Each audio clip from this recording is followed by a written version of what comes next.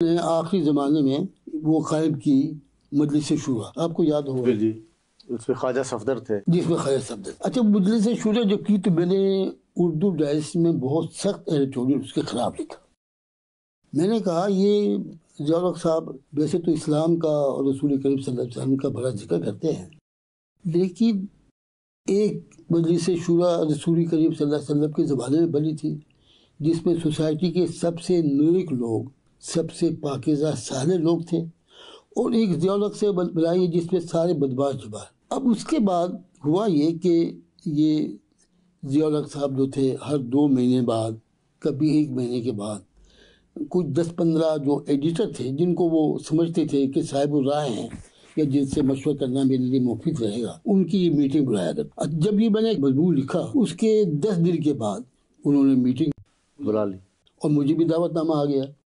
اب میں بڑا پرسوش کہ مجھے جانا چاہیے یا نہیں جانا چاہیے، لیکن میں نے کہا چلو جاتا ہو، نہ جاؤں گا تو زیادہ، میں چلا گیا۔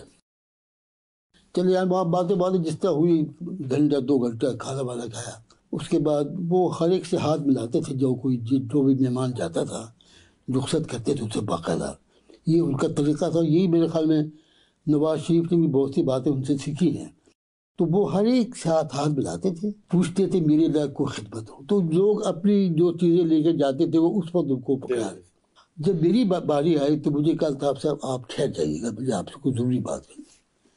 تو میں دل میں کہا کہ بھائی صاحب شامت آئی، وہ کہے گا یہ تم نے کیا لکھا ہے؟ خارجی میں رک گیا۔ تو جب سب چلے گئے تو وہ میرے پاس آئے، لیکن آپ یقین نہیں کریں گے وہ منظر ایسا ہے۔ اور آنے کے بعد انہوں نے میرے گھٹنے پکڑ لیے اور رونا شروع کر دیا۔ ضیاء الحق، ہاں، آنکھوں سے آنسو رکتے ہی نہیں تھے۔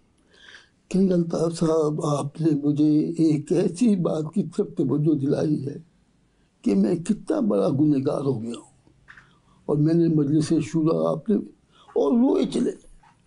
کہتے ہیں اب خیر اس کے بعد میں نے کہا نہیں، میں نے تمہارا 1-2 محسوس کیا تھا۔ اس کے بعد کہا الطاف صاحب مجھ سے وعدہ کر کے جاؤ کہ تم اسی طرح لکھتے رہو۔ ہاں، اب یہ ان کی شخصیت کا یہ پہلو بھی ہے۔